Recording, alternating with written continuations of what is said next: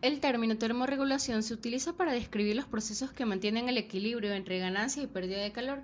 Si se añade o quita una determinada cantidad de calor a un objeto, su temperatura aumenta o disminuye respectivamente, en una cantidad que depende de su capacidad calorífica específica con un ambiente.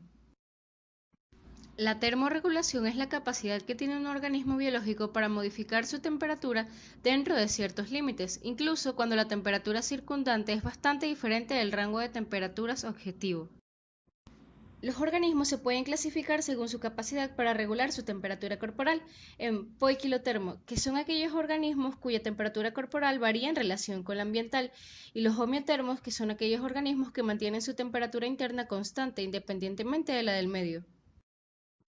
También se pueden clasificar según su fuente de calor en endotermos, que son los que mantienen su temperatura corporal generando calor del metabolismo, toleran poco las variaciones de temperatura, es decir, son estenotérmicos y consiguen una temperatura más o menos constante.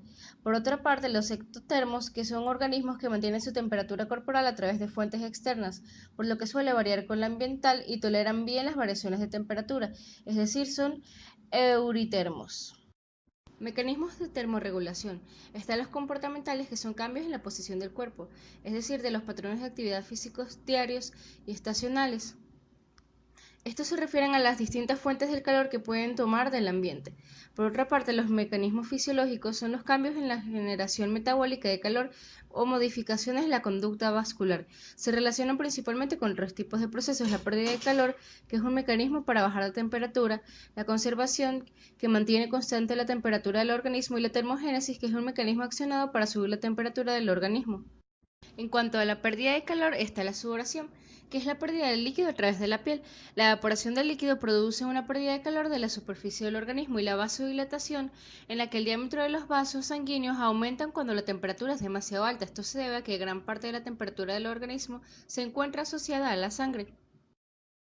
Conservación de la temperatura. La vasoconstricción es lo contrario a la vasodilatación. En esta disminuye el diámetro de los vasos periféricos con la finalidad de que no se pierda la temperatura que está asociada a la sangre. Contracorriente. La sangre que va hacia las extremidades de los organismos, que es donde más calor se pierde, va en arterias que están estrechamente relacionadas a las venas. De esta forma, la sangre que se va moviendo hacia la extremidad y que posee calor ya que proviene del centro del organismo, va a traspasar parte de su temperatura hacia la sangre venosa, que va de vuelta al cuerpo. De esta forma, no todo el calor se perderá en la extremidad. La piloerección se produce en aquellos organismos que tienen pelos, ya que el objetivo es crear una capa de aire entre el pelo y la piel para aislar el calor. Mecanismos de termogénesis. ¿Qué es la formación de calor? Están los tiritantes, que son movimientos involuntarios de músculo esquelético, ya que el movimiento muscular produce cierto calor. Y los no tiritantes, que son característicos de los recién nacidos, tienen relación con un tipo especial de tejido llamado grasa tarda. Este no se encuentra presente en los adultos y tiene la función de descomponerse para generar calor. Comportamientos. La radiación. Los seres vivos irradian calor al ambiente por medio de ondas electromagnéticas. Es el proceso en el que se pierde calor. Y la conducción, que es la transferencia de calor por contacto con objetos inertes con menor temperatura para estos enfriarse. La termodinámica estudia las relaciones entre calor y energía, y por eso se entiende que es aplicable a una gran gama de procesos. Uno de ellos es el proceso en los seres humanos. La primera ley de termodinámica dice que la energía no se crea ni se destruye, solo se transforma.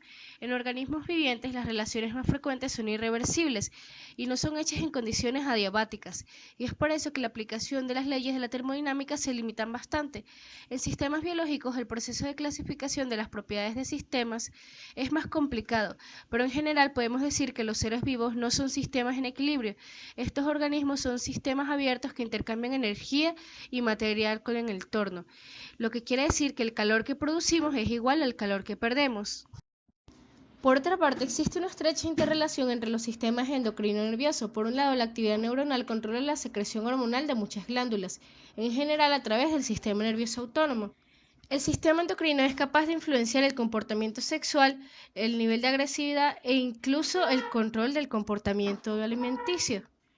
Cabe destacar el importante rol que desempeña el hipotálamo en la coordinación neuroendocrina. Este órgano forma parte del sistema nervioso y a su vez sintetiza y libera una gran cantidad de hormonas.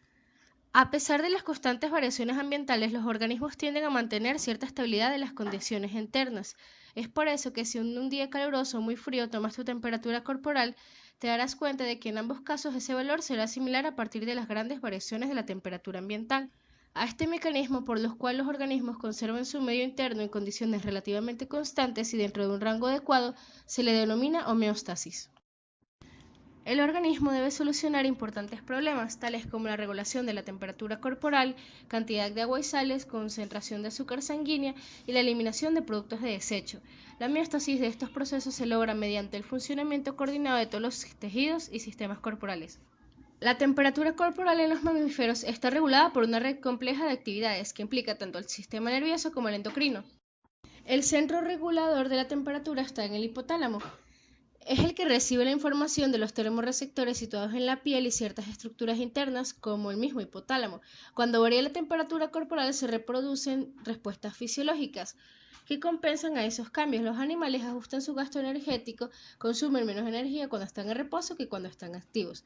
Ahorran combustible a disminuir el valor de la temperatura de referencia del termostato, ya que disminuye la velocidad de los procesos metabólicos responsables de la generación de calor. Algunos animales invernan reduciendo su metabolismo. Además del control de la temperatura corporal, los animales superiores enfrentan otro problema fundamental: cómo mantener la constante cantidad de glucosa sanguínea, de manera que no se prive a las células del organismo, en especial a las neuronas, de la molécula energética. Un proceso homeostático importante en el ser humano y otros organismos es la estabilidad de los líquidos corporales, que se consigue gracias a los dos procesos siguientes. La osmorregulación, que es la regulación activa de la presión osmótica de los líquidos corporales, y la excreción, que es la eliminación de desechos metabólicos, incluyendo el exceso de agua. Para culminar, la termorregulación es un proceso necesario para mantener constante la temperatura corporal. Regula el calor, tanto su producción, termogénesis, como su pérdida, termólisis. Puede autorregular la temperatura corporal y también puede usarlo como síntomas para indicar alguna afección o anomalía en el organismo, ya sea aumentando o disminuyendo la temperatura por medio de la vasodilatación o la vasoconstricción.